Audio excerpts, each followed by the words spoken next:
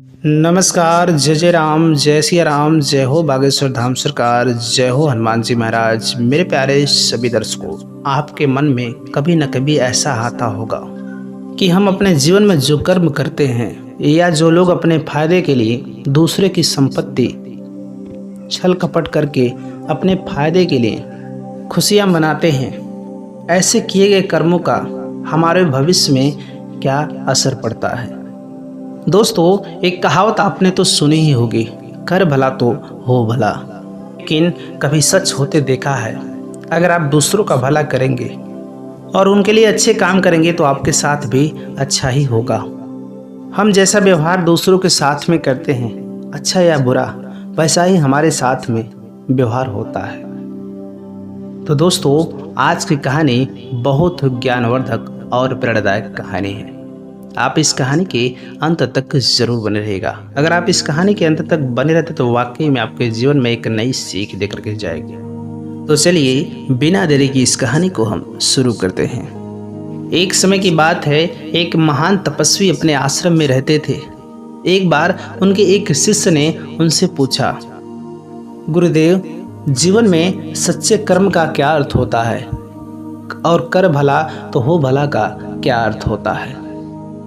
तब वह महात्मा कहते हैं कि इसका सही अर्थ यही है कि तुम जो करो वह दूसरे के हित में होना चाहिए।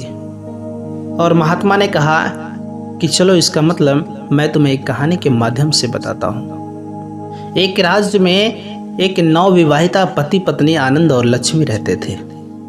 दोनों पति पत्नी एक छोटे से घर में रहते थे। आनंद बहुत ही गरीब था। वह किसी तरह से अपने घर का पालन पोषण करता था। उसका काम यही था, मिट्टियों का बर्तन बना करके बेचता था। उससे जो 2 पैसे मिलते थे अपने परिवार का पालन पोषण करता था। उसे खिलौने बेच करके जो 2 पैसे मिलते थे, 100-150, उसी से उसका जीवन बसर चलता था। वह उस पैसों से रोज के जो कमाता था, उस पैसों से बचे कुछ खाना लेता था, बाकी पैसे को, बचे हुए पैसों को अपनी पत्नी को दे देता था। हर बार की तरह आनंद ने खिलौने बनाए और अपनी पत्नी लक्ष्मी को दिखाने लगा। तब लक्ष्मी ने आनंद से कहा कि हाँ, खिलौने तो बने बहुत अच्छे हैं, लेकिन खिलौने बहुत कम हैं। ये खिलौने तो मेले में जाते ही बिक जाएंगे और उसके बाद आप पूरे दिन क्या करोगे।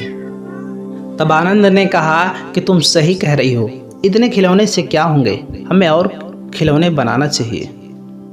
हमारे पास मिट्टी खत्म हो गई है, अब और मिट्टी लाने के लिए हमें साहूकार के खेत से मिट्टी लानी होगी। आनंद ने लक्ष्मी से कहा कि मैं साहूकार से खेत से मिट्टी लेकर के आता था, तब तुम इस खिलौनों का ख्याल रखना।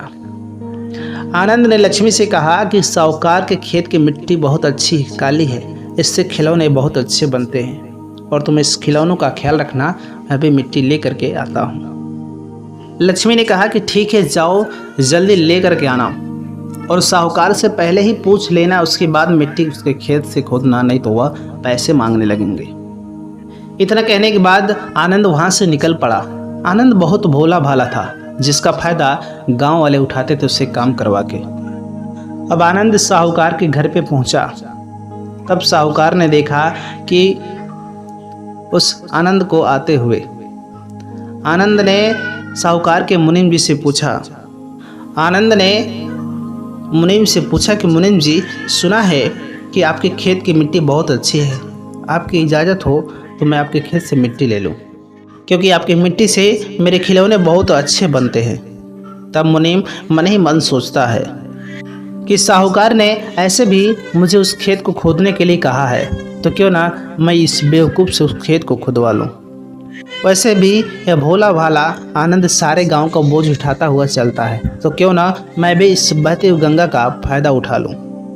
मुनीम ने कहा कि अरे रे आनंद बेटा, इसमें पूछने की क्या बात है, तुम तो कभी भी जाकर के ले जा सकते हो। वैसे भी साहूकार तुम्हें काफ़ी अच्छा समझते हैं, और हाँ, तुम खिलौने के लिए पूछने आए हो तो तुम्हें एक खास चीज़ की ज़रूरत होगी, नरम मिट्टी की। साहूकार जी के खेत में एक कुआं है, उसमें से तुम कुछ मिट्टी निकाल लो तो तुम्हें वहाँ पर सूखी गीली मिट्टी मिल जाएगी। तब आनंद ने कहा कि मुनीम जी, आज तो मुझे मेले में जाना है, आज मैं थोड़ी सी मिट्टी लेकर के जाऊंगा, फिर कल आकर के मैं पूरे सप्ताह की मिट्टी निकाल लूँगा। मुनीम ने कहा कि जैसी तुम्हारी मर्जी। और आनंद को वहाँ से जाते ही साहूकार मन ही मन सोचने लगा कि थोड़ी सी मिट्टी देखकर उसे कुआं खुदवा लिया और साहूकार भी यह जान करके खुश हो जाएंगे और मेरी प्रशंसा भी करेंगे। आनंद एक दिन के लिए उस साहूकार के खेत से मिट्टी लेकर के चला गया। अब आनंद और लक्ष्मी दोनों मिल करके खिलौने बना दिया। उसके बाद मेले में बेच करके वापस घर चला आया, जिससे उसकी मेले में अच्छी कमाई हो गई और वह दोनों पति पत्नी बड़ा खुश हुए। और वह अपनी पत्नी लक्ष्मी को सारी बातें मुनीम की बताने लगा कि मुनीम जी ने उसे अच्छे तरीके से समझाया और एक भी पैसे मोल नहीं लिया और बहुत सारे मिट्टी उठाने के लिए कहा है, और वह भी बिना पैसे का वहां से जाकर कल ही मिट्टी लेकर के आऊँगा। अब आनंद मिट्टी लाकर फिर से खिलौने बनाकर मेले में बेचता है। फिर रोज की तरह एक दिन मिट्टी लेने के लिए कुएं की तरफ निकलता है और जाकर कुएं की खुदाई करने लगता है। वह कुएं के अंदर लगभग 10-15 हाथ खुदाई कर देता है। जैसे ही अगला गड्ढा खोदने जाता है तो उसे किसी चीज़ की टकराने की आवाज़ सुनाई पड़ी। जब उसने अपने हाथों से मिट्टी हटाई तो उसे एक पुराना तांबे का घड़ा दिखाई दिया। आनंद ने उस घड़े को खोल करके देखा तो उसमें काफ़ी पुरानी सोने की मुद्राएं और चांदी की मुद्राएं भी थीं। आनंद एकदम घबरा गया, कांपने लगा। उसे कुछ समझ में नहीं आ रहा था। फिर उसने सोचा कि इसे घर लेकर के जाता हूँ, बाद में सोचूंगा। आनंद पहले इस सोने के सिक्के देख करके घबरा जाता है, लेकिन जैसे जैसे उस घड़े को लेकर के घर पे आता है तो उसकी पत्नी लक्ष्मी पूछती है, अरे आप तो सूर्योदय के समय घर से निकले थे, अब सूर्यास्त होने वाला है और आप मिट्टी लेने गए थे, मिट्टी खोदने गए थे। क्या मिट्टी लेकर आने में इतना समय लगता है? और इतने समय से सिर्फ आप एक ही हांडी मिट्टी लेकर के आए हो। तब आनंद ने अपनी पत्नी लक्ष्मी को धीरे बोलने को कहा और उसे अंदर लेकर के गया और घर में ले जाकर उसे सोने की मुद्राएं दिखाई। तब लक्ष्मी ने आनंद से पूछा, क्या आप कोई गलत काम तो नहीं करके आए हैं? तब आनंद ने हंसते मुस्कुराते हुए कहा, अरे तुम मेरी बात तो सुनो, तुम जैसा सोचती हो ऐसा कुछ नहीं है। जब मैं साहूकार के खेत में गया तो मुझे मिट्टी निकालने के लिए कहा था। जब मैंने मिट्टी को खोदा और उसमें यह सोने का घड़ा पड़ा हुआ था, सोने के सिक्के पड़े हुए थे। तब लक्ष्मी ने कहा कि अच्छा किया आपने इसे घर पे लेकर आया, आपने इसके बारे में किसी को बताया तो नहीं। इतने सोने के सिक्के अगर हमें मिल गए हैं तो इसमें हम लोग का जीवन कट जाएगा, हम अमीर हो जाएंगे, हमारी स्थिति में सुधार हो जाएगी और फिर हमें खिलौने बेचने नहीं जाना पड़ेगा। तब आनंद ने कहा कि नहीं, तुम क्या कहती हो, ये सोने के सिक्के हमारे नहीं, इन पे हमारा हक नहीं है। फिर लक्ष्मी ने कहा कि नहीं नहीं, इसमें क्या दोष है, ये तो आप ज़मीन के अंदर पाए हैं, आप किसी की चोरी थोड़ी किए हैं। आनंद ने कहा कि माना कि सारा गांव मुझे बेवकूफ़ समझता है, लेकिन मुझे सही बात तो यह पता है कि अगर यह बात साहूकार जी को पता लगा तो मुझे अवश्य ही जेल जाना पड़ेगा, और वैसे भी इसका हकदार साहूकार जी हैं। मैं कल ही जाकर सारा धन दे करके साहूकार जी को बता दूंगा और सिक्के उन्हें दे दूंगा। लक्ष्मी ने कहा कि ठीक है, आप जाकर के स्नान कर लो और मैं इसको छुपा करके रख दूं। वह लक्ष्मी सोचने लगी कि आनंद इतना ईमानदार है कि अगर मैं इसके सामने एक भी सिक्का लूं तो चिल्ला पड़ेगा, क्यों ना मैं ही कुछ सिक्के निकाल करके रख लूं। और वह कुछ सिक्के निकाल करके रख लेती है। फिर वह आनंद उस घड़े को लेकर के साहूकार के घर पे चला जाता है। साहूकार के घर पे जाता है तो साहूकार नहीं थे, वहाँ पर सिर्फ मुनीम था। वह आनंद के हाथ में घड़े देख करके पूछता है कि अरे बेटा, क्या हुआ, मिट्टी चाहिए क्या? जाओ वहीं कुएं से मिट्टी लेकर के आओ। तब आनंद कहता है, नहीं मुनीम जी, मैंने मिट्टी कल ही ले ली और कल मुझे मिट्टी खोदते वक्त यह घड़ा मिला है जिसमें मुझे यह सोने के सिक्के मिले हैं। तब मुनीम हैरान हो गया और उस सारा वाक्य सुनने लगा। उसे इस बात का विश्वास ही नहीं हो रहा था। तब आनंद कहता है कि यह घड़ा मुझे साहूकार जी को देना है, लेकिन वह घर पे नहीं है। अच्छा हुआ कि आप मिल गए। मुनीम जी, यह घड़ा ले लो और आप साहूकार जी को दे देना। वह मुनीम कहता है कि बिल्कुल, मैं यह घड़ा साहूकार जी को दे देंगा। यह तो मेरा फर्ज है, लेकिन इस घड़े के बारे में किसी गांव वाले से मत बताना और कहीं पर भी इस घड़े को लेकर जिक्र मत करना। तुम तो बड़े ईमानदार हो। ठीक है, तुम जाओ। मैं ये घड़ा सेठ जी को दे दूंगा।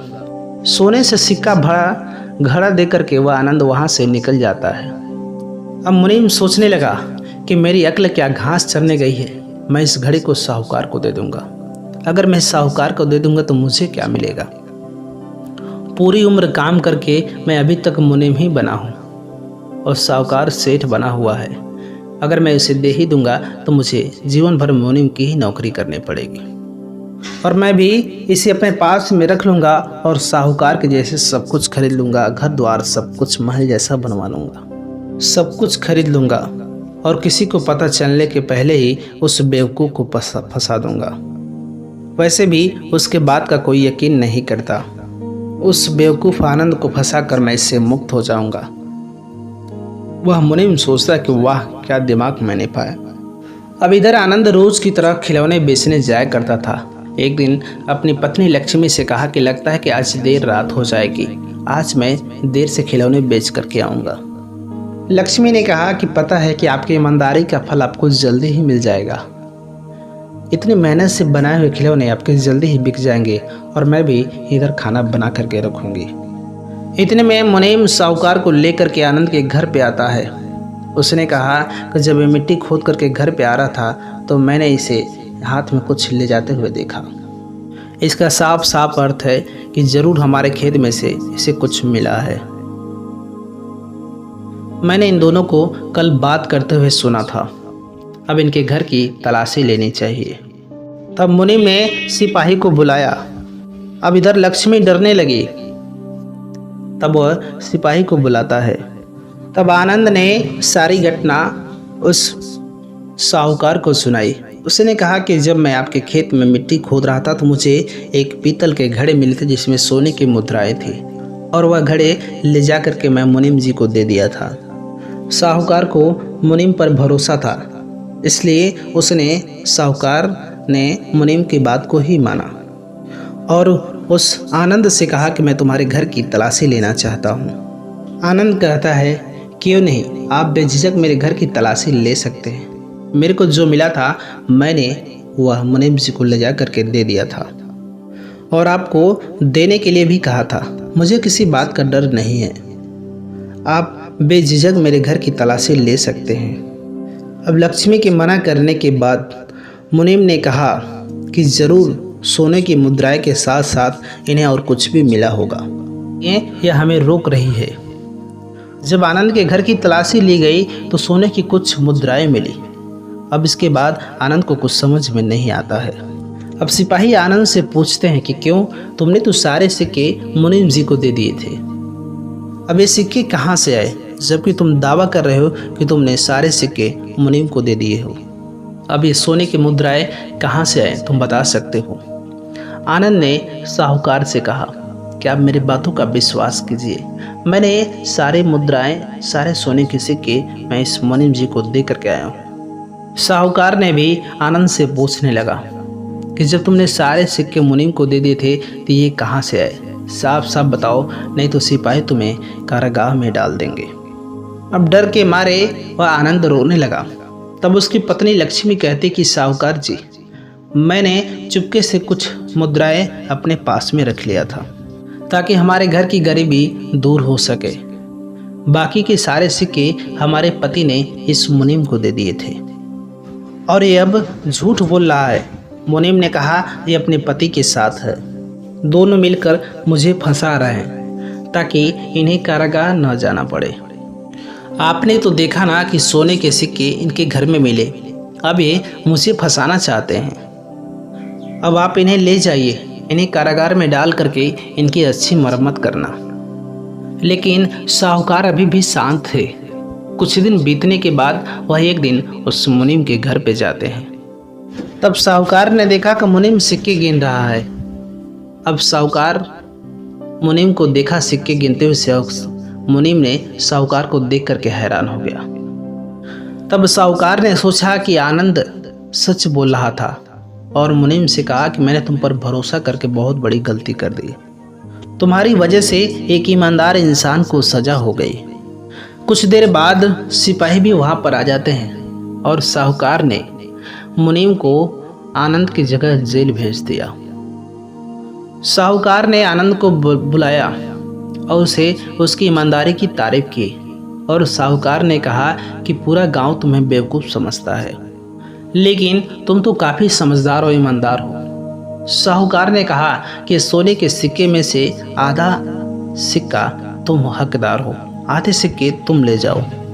जब आनंद ने सिक्के लेने से मना किया तो साहूकार ने कहा कि ये तो तुम्हारा इनाम है, तुम्हारी ईमानदारी का यह मैं तुम्हें इनाम दे रहा हूँ। और इतना ही नहीं, साहूकार ने उस आनंद को जो खिलौने बेचता था उसे अपना मुनीम बना लिया।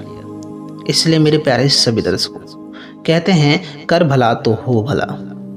तब महात्मा जी ने अपने शिष्य को कहा कि हे शिष्य, कुछ भी हो जाए हमें अपने अच्छाई का प्रमाण जरूर देना चाहिए।